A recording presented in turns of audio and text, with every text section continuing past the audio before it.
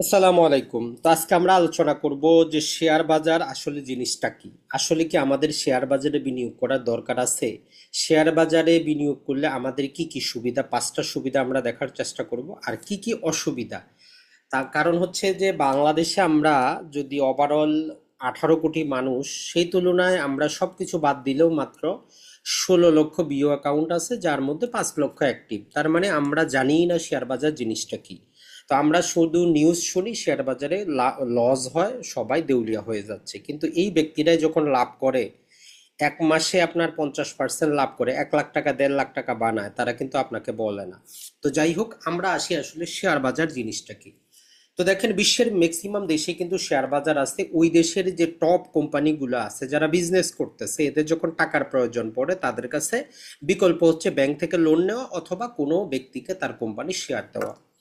তো প্রতিটা দেশের সরকার এরকম শেয়ার বাজার দিয়ে রেখেছে যাতে ভালো কোম্পানিগুলোতে জনসাধারণও পার্টিসিপেট করতে পারে, এই কোম্পানির মুনাফাটা তারাও ভাগিদার হইতে পারে। তো এই জন্যই কিন্তু শেয়ার বাজারের আবির্ভাব। বাংলাদেশে অসংখ্য কোম্পানি আছে, কিন্তু যদি আমরা ভালো কোম্পানি বলি, যেগুলো যে স্ট্যান্ডার্ড মানদণ্ডে যদি আমরা যাচাই বাছাই করতে চাই, 50টার মতো কোম্পানি আমরা পাবো যেগুলো ইন্টারন্যাশনাল মানের। এখনই আপনি 50টা কোম্পানিতে তোর বিনিয়োগ করার আপনার দরকার পড়বে না। মূলত যেটা হয়, কোম্পানিগুলো যদি ব্যাংক থেকে লোন নেয়, তাকে ফিক্সড পরিমাণ তাকে সুদ দিতে হয়, কিন্তু শেয়ার বাজার থেকে সে যদি তার, ধরলাম যে 100% মালিকানা শেয়ারটা, 10% মালিকানা যদি এই যে শেয়ার বাজারের মাধ্যমে পাবলিকের কাছে দেয়, এই টাকাটার বিপরীতে নির্দিষ্ট কোনো টাকা তাকে দিতে হয় না। সে যদি লাভ করে, আনুপাতিক হারে সে শেয়ার হোল্ডারদেরকে কিছু টাকা দিবে, যদি কোনো বছর লাভ না হয় সে কিছু দিবে না। এটা হচ্ছে জেনারেল সেন্স, এইটা জাস্ট মনে রাখেন। তাহলে আপনি যে শেয়ার বাজারে বিনিয়োগ করতেছেন, আপনি চিন্তা করবেন যে আপনি ওই কোম্পানিটার একটা শেয়ার কিনে তার অংশীদারি হচ্ছেন। যেমন ধরেন গ্রামীণ ফোন, রবি, স্কয়ার আছে। তো আপনি যে সারা জীবনের ইনকাম দিয়ে এরকম একটা কোম্পানি আপনি তৈরি করতে পারবেন। আপনার কাছে 10 লাখ টাকা আছে, ব্যবসা শুরু করলেন, ব্যবসার ক বুঝবেন না, খ বুঝবেন না, বাকি যাবে শেষ আপনার টাকা। এর চাইতে বেশি, আপনি যদি উপযুক্ত সময়ে সামান্য যাচাই বাছাই করে যদি ভালো কোম্পানির শেয়ারটা যখন কম দামে থাকে তখন এন্ট্রি নিতে পারেন, ওই শেয়ারটা আপনার জন্য কাজ করবে। আমরা আজকে কর্মক্ষম আছি, 30-35 বছর বয়স, 50-60 বছর যখন হয়ে যাবে, আপনি তো আর কাজ করতে পারবেন না। তখন আপনার জন্য কিন্তু তারা কন্টিনিউ কাজ করে যাবে, যতদিন কোম্পানিটা চালু আছে আপনার জন্য কাজ করে যাবে। এই চিন্তাটা একবার মাথায় আনেন যে শেয়ার বাজার কোনো জুয়া খেলা না। শেয়ার বাজার হচ্ছে ওই কোম্পানি, ভালো ভালো কোম্পানিগুলার শেয়ারের মালিক হওয়া, অংশীদারি হওয়া। আপনার যখন কর্মক্ষম থাকবেন না আপনি, তখন তারা আপনার জন্য কাজ করবে। আপনার কাছে টাকা থাকলে এককালীন আপনি শেয়ার কিনতে পারেন, অথবা আপনি ধীরে ধীরেও কিনতে পারেন। তাহলে আশা করি শেয়ার বাজার জিনিসটা আপনি বুঝছেন, যে মাথার মধ্যে একটু আপনার চিন্তা করতে হবে। আমরা একটা টার্গেট নিয়ে এসেছি, সেটা হচ্ছে যে 1 মিলিয়ন শেয়ারের মালিক হবেন আগামী 15 বছরে। আপনি এখন কর্মক্ষম আছেন, ধরলাম যে আপনার বয়স 30-45 বছরে আপনি অবসর নিয়ে নেবেন, 35-50 বছরে অবসর, কিছু আপনার করতে হবে না।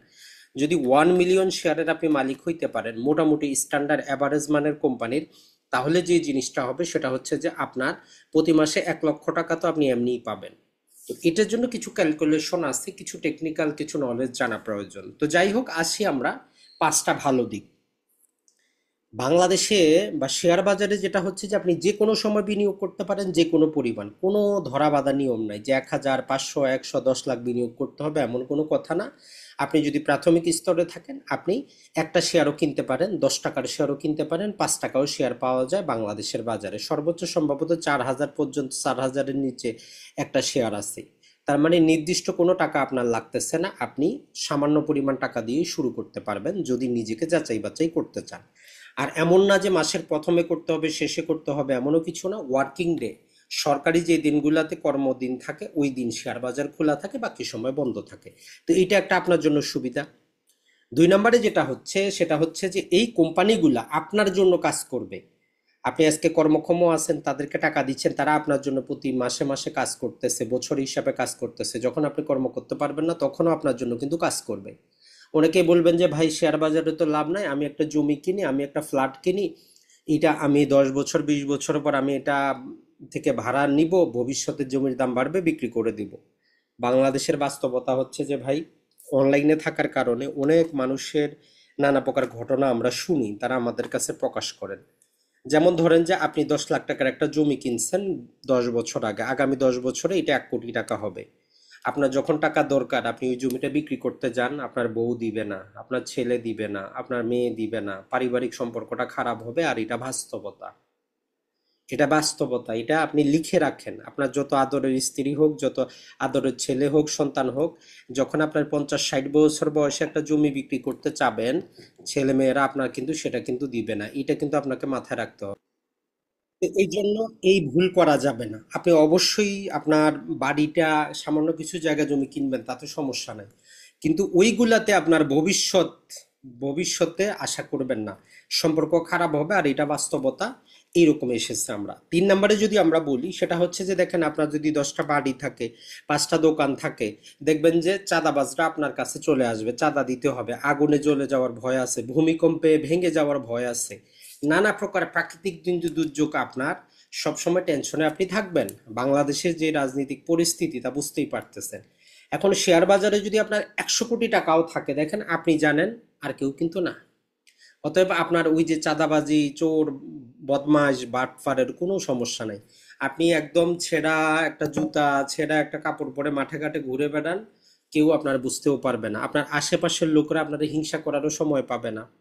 কারণ আপনার 10টা বাড়ি থাকলে, 10 তলা বাড়ি থাকলে সবাই হিংসা করবে, দোকান থাকলে সবাই হিংসা করবে, কিন্তু শেয়ার বাজারে আপনি নীরবে বিপ্লব ঘটান, কেউ আপনাকে দেখবেও না। এরপরে হচ্ছে যে শেয়ার বাজারে যেটা হয় সেটা হচ্ছে যে এইখানে দেখেন আপনার অ্যাক্টিভ কোনো কাজ করতে হচ্ছে না।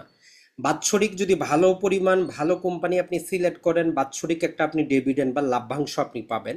পাশাপাশি আপনার ওই শেয়ারের দামটা ধারাবাহিকভাবে কিন্তু বাড়ে, দুই দিক থেকে কিন্তু আপনার লাভ।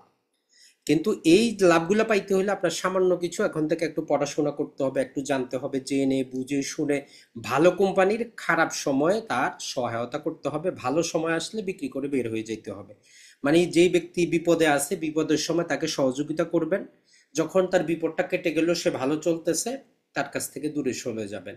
এটাই হচ্ছে শেয়ার বাজারের মূল মন্ত্র, যে ভালো কোম্পানির খারাপ সময়ে তারকে ইনভেস্ট করা, যখন ভালো সময় আসবে কিছু পরিমাণ আপনার লাভ হইলো, বিক্রি করে বের হয়ে যাওয়া। আরেকটা হচ্ছে যে যারাই আয়করের ক্ষেত্রে আপনি শেয়ার বাজারে বাৎসরিক, যারা চাকরিজীবী আছেন বা আয়কর দেন, আপনি ডিপিএস করলেও আয়কর রেয়ায়ত পান। আপনি ওই টাকাটা শেয়ার বাজারে দিলেও কিন্তু আপনি আয়কর রেয়ায়ত পাবেন। তাই আপনি প্রতি মাসে মাসে 10,000 করে আপনি কি করতে পারেন, শেয়ার বাজারে আপনি ইনভেস্ট করতে পারেন। আপনার একসাথে 10 লাখ, 20 লাখ, 30 লাখ ইনভেস্ট করার কোনো দরকার নাই। তাই আজকে থেকে আপনার টার্গেট থাকবে যে আগামী 15 বছরে আপনি ভালো টপ কোয়ালিটির, মোটামুটি যদি আমরা বলি 6টা, 7টা বা 10টা কোম্পানির 1 মিলিয়ন শেয়ারের মালিক হবেন। তো আপনাদের এই জার্নিটাকে নলেজফুল করতে আমাদের একটা কোর্স কিন্তু অলরেডি হয়ে গেছে, শেয়ার বাজার বিনিয়োগ রিলেটেড। ওইটা রেকর্ডের ভিডিও আছে, যারা নিতে চান নিবেন। আর আগামী ডিসেম্বরে আমাদের দ্বিতীয় কোর্স শুরু হচ্ছে, সেখানে আমরা পার্সোনাল ফাইন্যান্সিং, শেয়ার বাজারের ফান্ডামেন্টাল এবং টেকনিক্যাল অ্যানালাইসিস নিয়ে আমরা মোটামুটি, আমাদের প্ল্যান আছে যে 5 থেকে 7টা ক্লাসে আপনাদেরকে নিজেকে স্বাবলম্বী আমরা করে দিব, যাতে আপনি নিজেই একটা কোম্পানি চুজ করতে পারেন, নিজেই সেটাতে বিনিয়োগটা করতে পারেন। এখন চলে আসি শেয়ার বাজারে অসুবিধা। 1 নম্বর হচ্ছে যে মিডিয়ায়, পত্রিকায় আমরা পাই শেয়ার বাজার মানুষকে ধ্বংস করে ফেলাচ্ছে, নানা প্রকার মিছিল মিটিং আমরা দেখতে পাই। মূলত এরা হচ্ছে যে ট্রেডিং যারা করে, swing trading, intraday trading, position trading যারা করে, এরা যেটা করে, ধরেন যে 1 লাখ টাকা আছে, বিভিন্ন ব্রোকারেজ হাউস থেকে আরো 2 লাখ টাকা লোন নিয়ে 3 লাখ টাকা দিয়ে শেয়ার কিনলো, যে শেয়ারের দাম বাড়বে। তো এই আশায় যখন তারা কিনছে, ওই টাকাটা কিন্তু তাদেরকে ফ্রি দেয় নাই, 15 থেকে 16% সুদে সে নিছে। কিন্তু শেয়ারের দামটা যখন কমে যায়, সে টেনশনে পড়ে যায়। কিন্তু আপনি তো ওই swing trading, intraday trading, position trading এগুলো তো আপনি করবেন না। আপনার টার্গেট হলে আপনি ওই কোম্পানিটার আপনি মালিক হচ্ছেন। আর এই সমস্ত ট্রেডিংও যখন তারা লাভ করে, তখন কিন্তু আপনাকে বলে না। আর বাংলাদেশে একটা অবাস্তব জায়গা, যে শেয়ারের দাম কমলেই সবাই মিছিল মিটিং করে, তারা চিন্তা করে যে শুধু দাম বাড়বেই বাড়বে। ভাই, আপনি যদি একটা ব্যবসা করেন, ব্যবসাতে লাভ আছে, লসও আছে। তো লাভের সময় আপনি যেমন ঢোল পিটায় বলেন না এত টাকা লাভ করছি, তো লস হইলে কেন আপনি ঢোল পিটাচ্ছেন? তার মানে এদের থেকে আপনি দূরে থাকেন। এরপরে যেটা হয় যে আপনি হয়তো, যেটা হয় যে আপনি শেয়ার কিনলেন 100 টাকা করে, কয়দিন পরে দেখলেন 90 টাকা হয়ে গেছে, আপনি চিন্তায় পড়ে যান যে আপনার টাকাটা লস।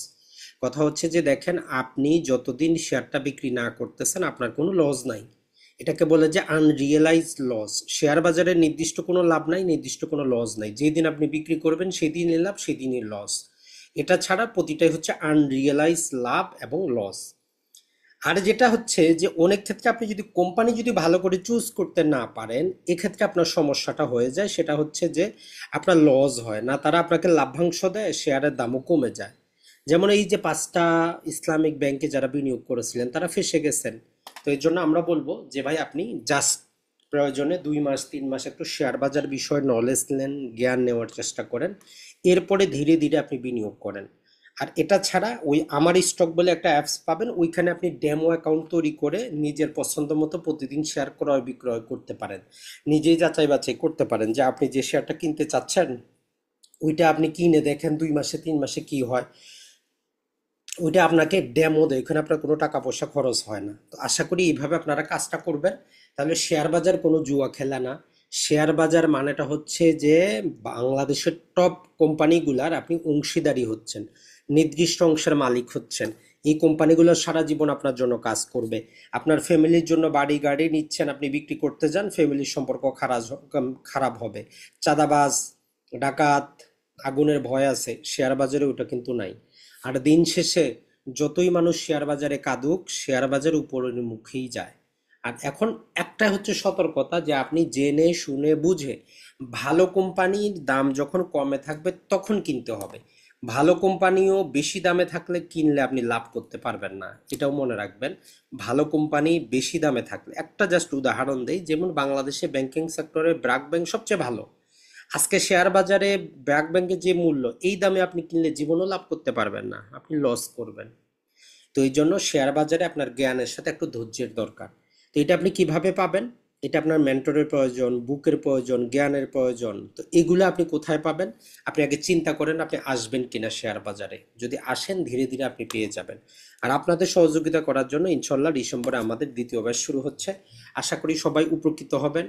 আমাদের প্রথম কোর্সের ভিডিওগুলো যারা নিতে চান আপনারা চাইলে নিতে পারেন। আসসালামু আলাইকুম, ভালো থাকবেন সবাই।